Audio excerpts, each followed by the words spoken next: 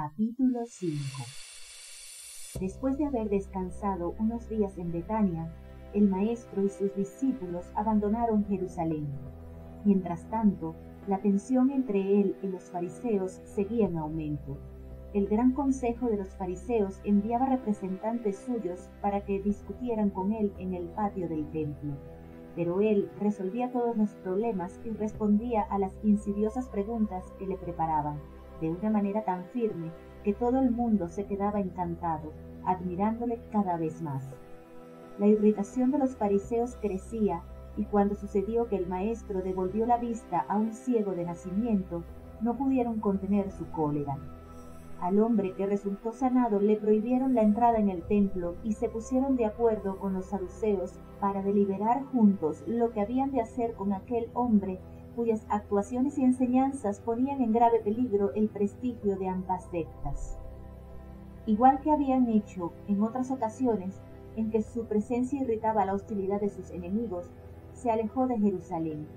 Esta vez no se marchó a Galilea, sino a Judea y a Perea, en cuyos pueblos y aldeas prodigó sus enseñanzas y curó a los enfermos.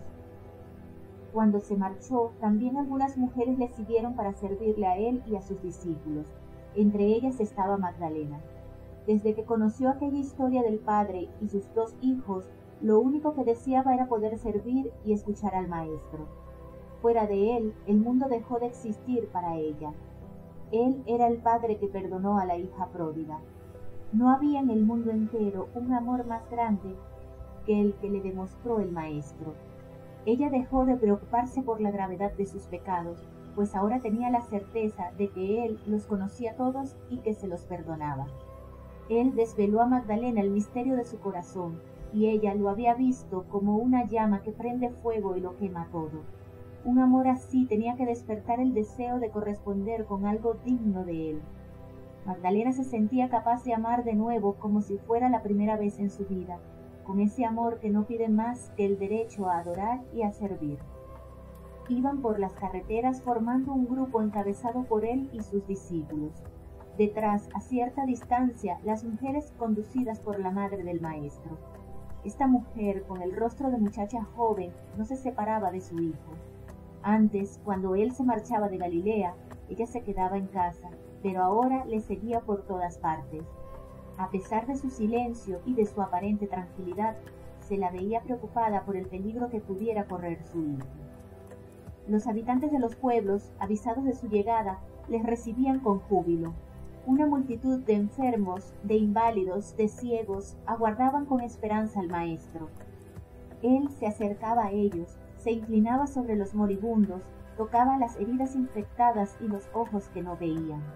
A pesar de las prohibiciones, entre la multitud aparecían leprosos y él los tocaba también.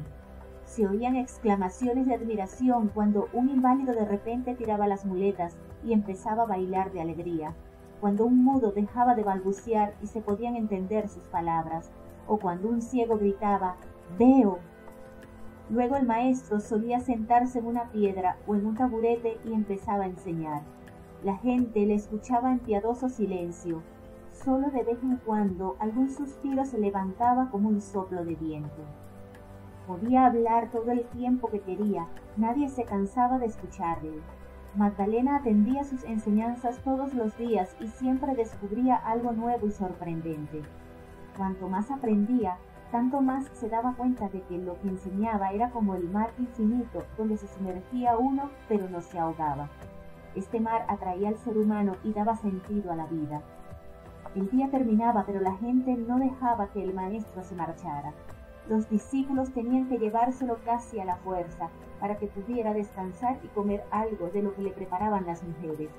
Ni siquiera en esos momentos podía estar solo, pues le esperaban varias mujeres con sus hijos pequeños, y en cuanto se sentaba, los niños acudían a él piando como gorriones. Le cogían de la mano, de los pies, agarraban las mangas de su quejona, se subían encima de sus rodillas, le acariciaban la cara. Él les dejaba hacer todo riéndose. Los discípulos, indignados, intentaban alejar a los niños, pero él no se los permitía. «Dejadla estar conmigo, ellos son mi mejor descanso. Si todos fueran como los niños, el mundo sería distinto. Ya no sería más un fangoso cenagal que absorbe a cualquiera que no tenga cuidado. Desde lejos, Magdalena observaba los juegos y la conversación del maestro con los niños. Envidiaba a aquellas madres que podían traer a sus hijos. Ella también pudo haber tenido un hijo, pero recibió un justo castigo y no quería quejarse. Pensaba a menudo que la mejor forma de amar es dar, y que incluso podemos dar lo que más nos duele. Al llegar la noche, todos se disponían a descansar, a veces bajo techo, pero en general directamente en el suelo alrededor del fuego. El maestro siempre buscaba un sitio algo apartado. A veces Magdalena se despertaba por la noche y veía que su lecho estaba vacío. Observó que él se levantaba para retirarse a una colina cercana. En una ocasión se levantó ella también y le siguió. Aquella noche la luna era casi llena e iluminaba bien todo con su luz plateada. Magdalena se deslizó hasta el sitio donde él permanecía de rodillas y pudo oír su oración. Padre, el tiempo de suplicio y de gloria ya se está acercando. He terminado la obra que me encargaste. Mi corazón humano está lleno de temor, pero tú sabes que voy a transmitir tu mensaje. Se enterarán de cómo eres.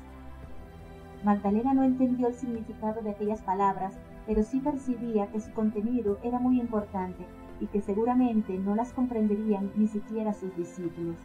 Se acordaba de los secretos que le transmitía Melitón, pero esos eran como unas fórmulas mágicas que pretendían ayudar a conseguir el poder, la gloria, la sabiduría.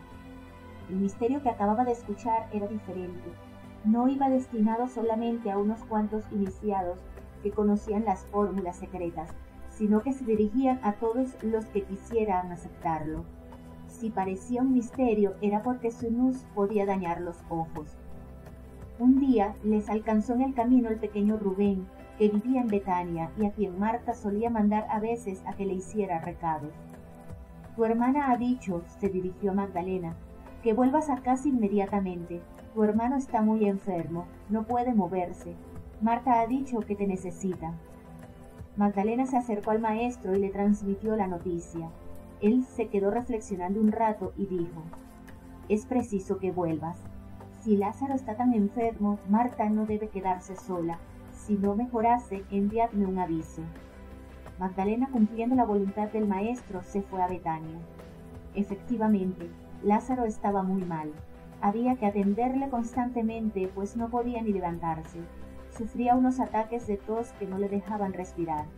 Los médicos que le atendían no se ponían de acuerdo. Unos decían que todos los síntomas desaparecerían en cuanto llegase el verano. Otros, poniendo las cosas muy serias, afirmaban que la única salvación podía llegar a través de las súplicas y las ofrendas depositadas en el templo. Marta estaba muy preocupada, sin embargo no se decidía a enviar noticias al maestro. Lázaro tenía varios amigos que le visitaban con frecuencia. Entre ellos había fariseos, doctores e incluso algunos miembros del Sanedrín. Todos le traían noticias recientes y le contaban los rumores que corrían por Jerusalén. Magdalena pudo oírles cuando decían, mal asunto el de tu amigo el Galileo. Nuestros Averín la han tomado con él. La verdad es que les irritó innecesariamente con sus palabras y con sus actuaciones. Todos están repitiendo lo que él dijo cuando se enteró de que había arrojado del templo al hombre a quien él devolvió la vista. ¿Sabes lo que dijo? He venido para que los que no ven puedan ver, y para los que ven pierdan la vista. Al decir esto miraba a nuestros Averín. Uno de ellos le preguntó, ¿acaso te refieres a nosotros al decir que somos ciegos? Y él les respondió, si fueseis ciegos no tendrían culpa, pero vosotros presumís de poder verlo todo, por lo tanto sois culpables. ¿Por qué empleó esas palabras? Nos ofendió a todos, porque está claro que vemos mejor que los anarés que le acompañan. No respeta a nadie, ni siquiera a los sabios. Por lo visto dijo, escuchadles, pero no sigáis su ejemplo. ¿A quién entonces tiene que seguir la plebe sino a los venerables Averín? Adviérteselo, Lázaro, si no quieres que le pase algo malo. Los Averín del Gran Consejo enviaron gente que le siguiera paso a paso, tomando nota de cada una de sus palabras. Y es que dice disparates. No se puede hablar así. ¿Cómo puede decir que es anterior a nuestro antepasado Abraham? ¿qué significan esas palabras? Aconséjale que se marche de Jerusalén, que regrese a Galilea. Supongo que no le irá a ocurrir nada malo, preguntó Lázaro. Movieron las cabezas sin mirarle a los ojos e insistieron. Por supuesto que no, pero será mejor que no vuelva por aquí. Díselo que no vuelva. Al oír estas palabras, Lázaro se quedó tranquilo, pero Magdalena estaba segura de que algún mal serio amenazaba al maestro. Asustada se acordó de los peligrosos que podían ser los fariseos. Había sido testigo de cómo la muchedumbre admiraba al maestro y confiaba en que no dejarían que se le hiciera daño alguno. Aquel otro profeta también fue respetado mientras permaneció en Judea, a pesar de haber criticado a los fariseos. Sin embargo, la conversación que acababa de oír había asustado mucho a Magdalena.